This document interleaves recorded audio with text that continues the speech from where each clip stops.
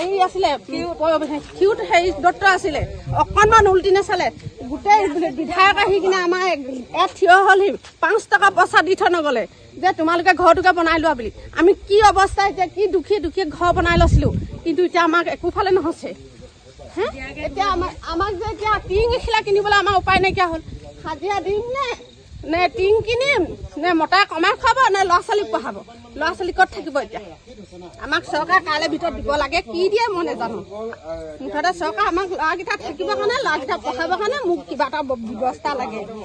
ঠিক আছে আপুনি নিজৰ ইনকাম কৰিব নে আমাক খুৱাব নে ল'ৰা ছোৱালীক হেৰি কৰিব নে তথাপিও ঘৰটো বনাই একোৱে অৱস্থা নাই এতিয়া ৰাতিটো কেনেকে কটাম এতিয়া উপায়টো নাই এনেকে থিয় থিয় কটাবলগীয়া হৈছে এতিয়াতো ৰাত দিন এতিয়া কাইলৈ বা কি হয় কাইলৈতো আমি টিং দুখিলাটো পটককে নাপাম এতিয়া টিঙৰ দাম কিমান এতিয়া আকৌ আহিব এতিয়া এই অৱস্থাতে থাকিব লাগিব নাথাকিলেতো উপায় নাই